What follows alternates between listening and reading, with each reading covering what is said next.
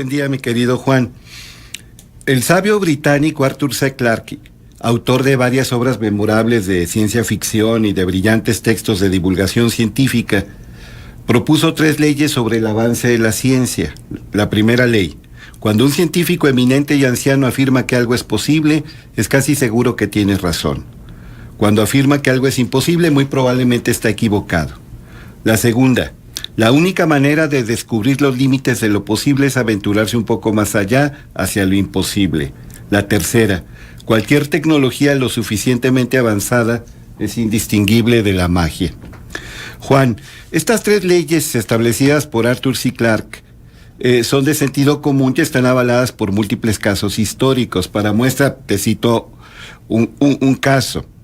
Otro ilustre británico, el famoso barón de Kelvin, acuérdate los grados Kelvin, William Thomson, reconocido experto en termodinámica, electricidad y que además fue un agudo matemático, declaró estar seguro de 3 cosas. La radio no tiene futuro.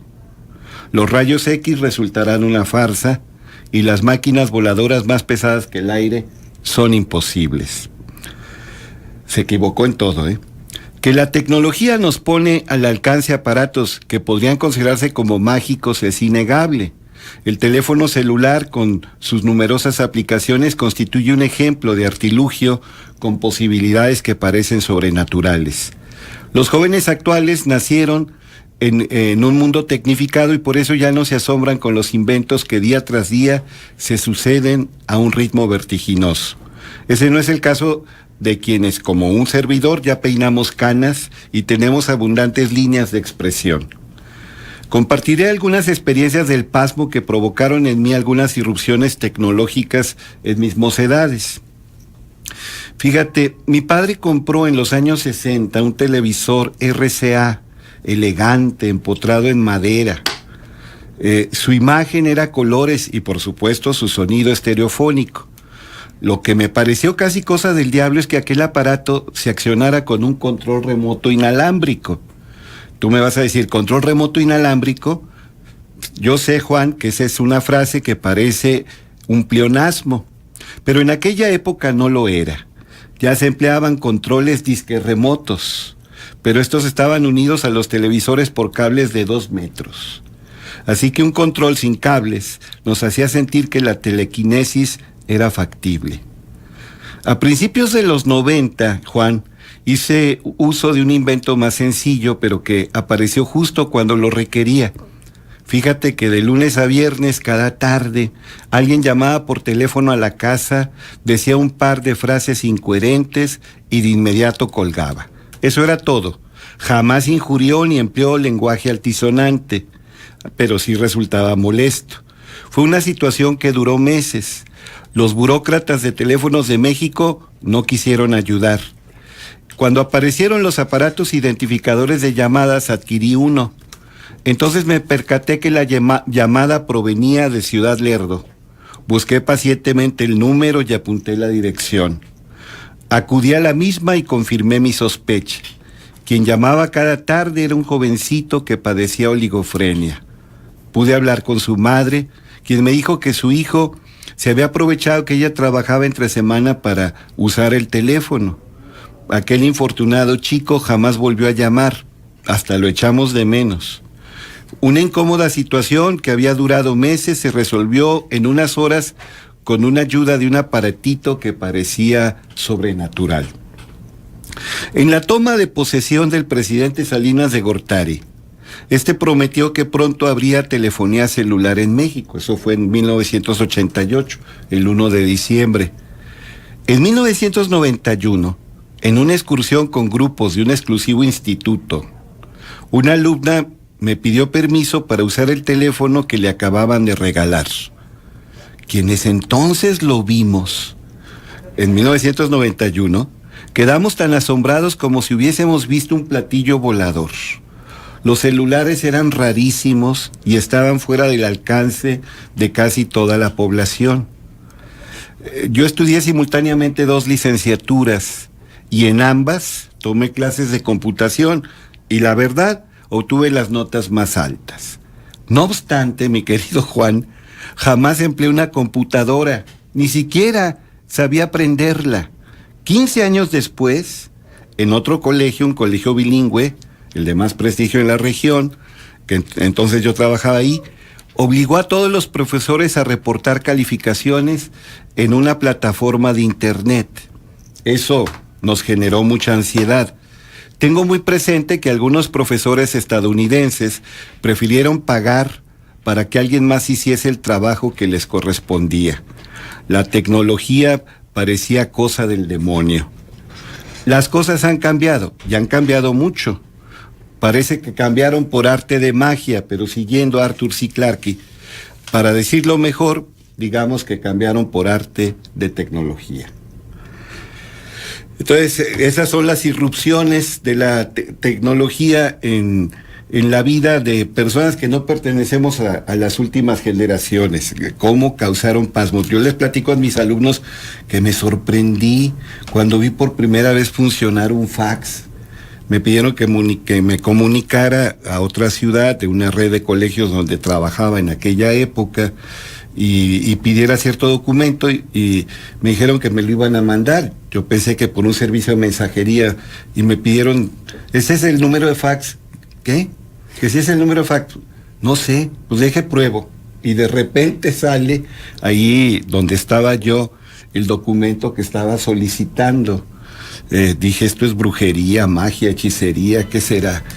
Fue una sorpresa, claro, con el tiempo que se volvió muy grata. Entonces, Arthur C. Clarke, el de Odisea Espacial 2001, el de tantas obras memorables como los 10,000 nombres de Dios, etcétera, establece su tercera ley del desarrollo científico. Una tecnología avanzada es indistinguible para efectos prácticos de la magia. Y es muy interesante porque hay que ver cómo se asombran las nuevas generaciones, o más bien se asombran las viejas generaciones ante las nuevas invenciones. En una serie, Downton Abbey, me llamó mucho la atención cuando en la casa, una casa lujosa de una familia británica de la nobleza, está la abuela jugando con el interruptor de la luz eléctrica, porque pues a ella le tocó todavía cuando se alumbraban con candelabros, con velas, y se le hacía una cosa de brujería, del diablo, incluso dice ella. Es que esto es cosa del diablo, ¿cómo es posible? No solamente el hecho de la luz eléctrica, sino que se pudiera a través de un botón simplemente prenderlo. Oye, y las llaves de agua, el drenaje, eso también es tecnología y ya nadie las aprecia porque son pan de todos los días. Pero acuérdate, cuando la gente tenía que acarrear, en muchos lugares lo siguen haciendo, las personas tenían que acarrear agua para el uso familiar en cubetas. Era una labor pesadísima. Y ahora tenemos la facilidad de que abrimos la llave en la casa y de inmediato tenemos ese líquido. Pero el asombro es de unos y de otros, ¿no? El asombro de las viejas generaciones ante las novedades y de las nuevas generaciones ante lo que descubren que utilizábamos como la tecnología que ellos utilizan hoy, sí, de avanzada. Sí. Por ejemplo, me encantó un video donde se le pone a los niños chiquitos, 6, 7 años, a que traten de ver un teléfono de dial, sí, y entonces resulta que no saben ni por dónde se coja ni para qué sirve. Sí. Y el asombro de ellos es, ¿y con esto hablaban por teléfono? Se sorprenden de que haya personas que empleen la letra cursiva, sí, y son incapaces de leerla muchos de los, sí, jóvenes actuales. Sí, sí, parece otro idioma. La facilidad tiene sus pros y sus contras. Yo me acuerdo de un concierto memorable de Ars Antiqua de París, aquí en el Martínez hace décadas, y un contratenor, la estrella del grupo, decía: ahora la facilidad de escuchar la música en el momento que se nos antoje ha provocado menos aprecio por la música.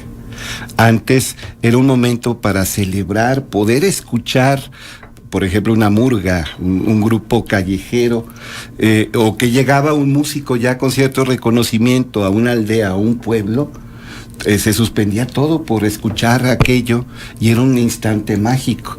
Ahora, en un aparatito tenemos miles de piezas musicales y las oímos, pero ya no las escuchamos. No ponemos el ser en la audición. Estamos, por desgracia, escindidos, fragmentados, aquello que decía Lao Tse, que es la gran tragedia. Nos partimos porque no estamos aquí, no estamos allá. La sabiduría, lo hemos dicho 1000 veces, es tan fácil decirlo, es tan difícil vivirlo, es estar plenamente aquí, estar plenamente ahora. Pero ya no escuchamos, ya no miramos, hemos ido perdiendo, ganamos en posibilidades, pero perdemos en profundidad. Fuente de pecado, perdón por este lenguaje teológico, si quiere usted superado, es tener ojos y no querer ver, tener oídos y no querer escuchar. Ahí empieza todo. Es la falta de respeto, que aquí he dicho 1000 veces que respeto viene de mirar, etimológicamente viene de mirar, y mirar en el sentido de percibir, de captar, de darnos cuenta, de percatarnos.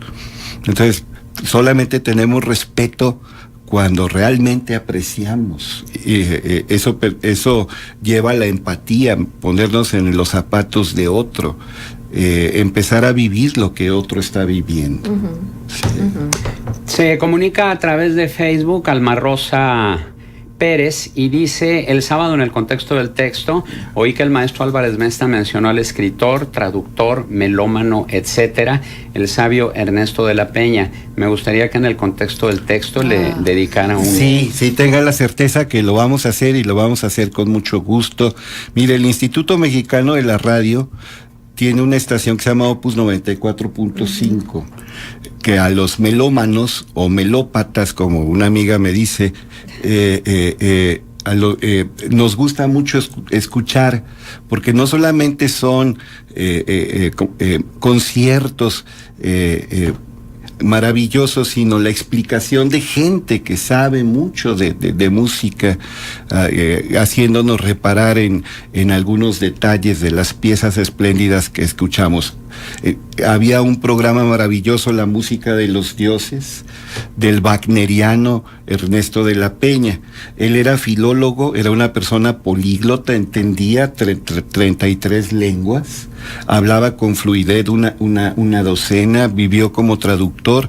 Tuve la oportunidad como becario de una fundación, un servidor, de intercambiar durante 1 minuto nomás, no se podía, algunas palabras con este sabio que tanto admiraba.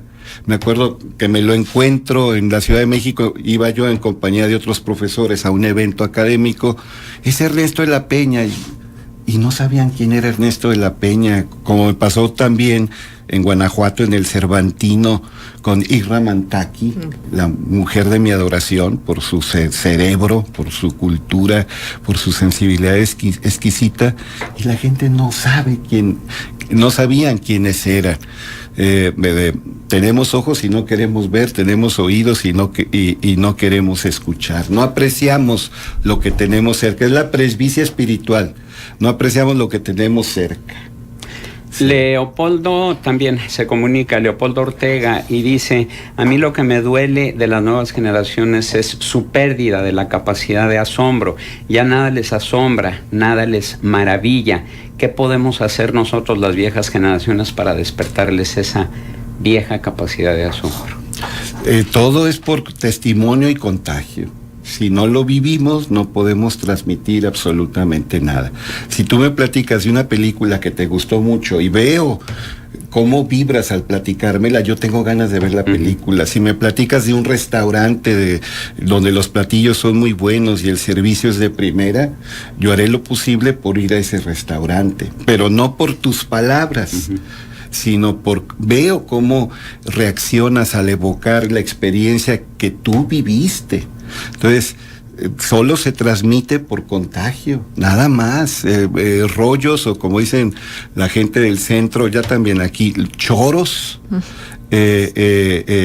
no convencen y no conmueven, solamente la vivencia, solamente, y tú sabes quién lo vive y quién no lo vive. en todo, en política, en arte, en literatura, en espiritualidad, en lo que tú quieras. Tú sabes quién realmente lo ha vivido. Profesor, dicen que los pecados de omisión a veces son más graves que los de acción. Sí. Y que omisión es esto, no querer escuchar, no querer ver, porque preferimos estar en nuestro estado de confort y no experimentar absolutamente nada más. ¿De qué manera despertamos? ¿De qué manera hacemos que oigan? Sin el golpe, sin el regaño, sin el castigo, sin el chantaje, los jóvenes. ¿Cómo podemos hacer? ¿Es el ejemplo?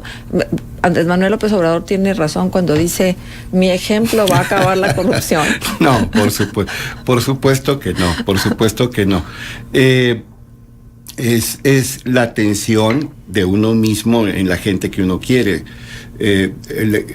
Si yo quiero a mi hijo, voy a evitar que mi hijo incurra en un error que lo pone en peligro a él y pone en peligro a otras personas. El ejemplo arrastra, pero el ejemplo debe acompañarse de otro tipo de medidas. Es un estilo de vida, no son palabras, es una forma de vivir. Eso es la cultura y es un estilo. Es un estilo de vida. Claro que hay escuelas maravillosas que enseñan por ejemplo, el arte de la paciencia. Tenemos, yo he abrevado y obviamente soy un principiante en todo, en el Dharma budista, en la sabiduría chambala del camino del guerrero, en ¿cómo se llama? Meister Eckhart, sus libros espléndidos, y tengo la paciencia que otros no tienen. La principal escuela, más que que el Dharma budista y la sabiduría franciscana y todo esto, le voy al Cruz Azul. Y entonces eso te vuelve a hacer paciencia. Y resignación. Sí, no, lo que quiero decir es que hay que tomar las cosas como vienen y con el mejor sentido del humor que se pueda. Hay que tomarnos la vida en serio, y una manera de tomarnos la vida en serio es aprender a reírnos de nosotros mismos. Exacto. ¿Sí? Hay otro comentario que hace Alberto Ortiz, dice, aprovechando que está el maestro Antonio Álvarez Mesta, preguntarle cómo podemos diferenciar una filosofía que sí nos va a ayudar a ser mejores a una filosofía de charlatanes. El árbol se conoce por sus frutos. No es filosofía. El árbol se conoce por sus frutos. Entonces, el charlatán habla, predica, pero no vive. El que no es charlatán transmite a partir de lo que vive. Entonces, los efectos, las consecuencias, los resultados de una persona que realmente vive son diametralmente opuestos, cualitativamente superiores a la persona que no vive aquello que predica. Exacto. La mejor manera de predicar es con el ejemplo. Qué obviedad, qué perogrullada estoy diciendo, pero es así como se reconoce. Entonces, hay gente que habla bonito, que repite una y otra vez lo mismo, por eso tiene cierta facilidad para decir las cosas, pero no encarna lo que vive, lo que dice, no vive lo que predica. Aquí tengo participación del auditorio, sí. Dice, profesor, es que los jóvenes están bloqueados, no les importa más que ellos mismos, por más que uno les diga, les platique, les comparta. Yo le quiero preguntar, perdón, pero ¿tiene hijos? Sí, tengo 2 hijos, un ingeniero en sistemas computacionales que ya me hizo abuelo hace tiempo y una señorita que está en 4º año de odontología.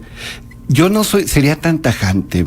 Yo me acuerdo en un colegio que dirigió mi querido amigo Luis Aspe, en una clase vespertina donde yo tenía que vigilar que hicieran tareas, les puse cierta música de Paganini y de repente el chiquillo más tremendo, el bravucón que molestaba a los demás, que rara vez hacía su trabajo en forma y tiempo, lo veo llorando.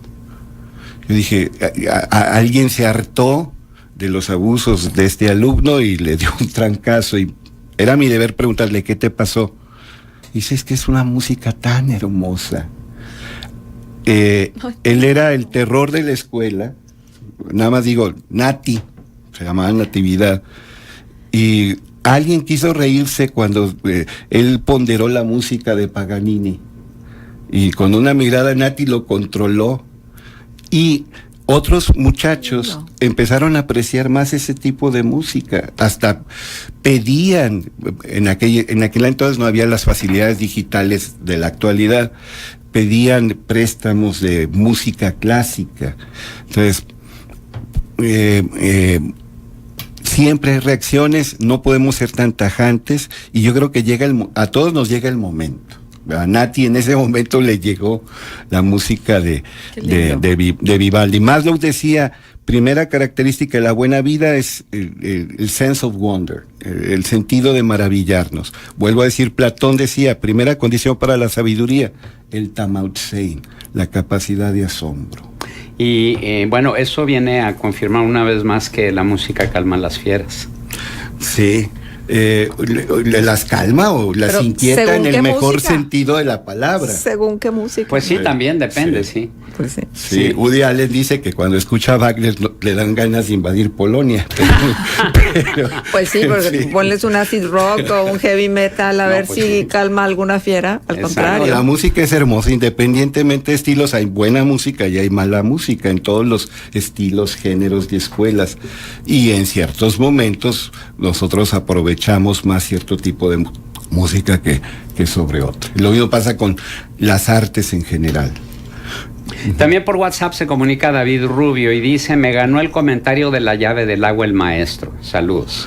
El drenaje maravilloso, el agua que podemos disponer de ella, y por lo mismo la descuidamos tanto, no la apreciamos. Lo que dice el profesor está muy bien, muy bueno, y muchos otros comentarios que también van en esta línea.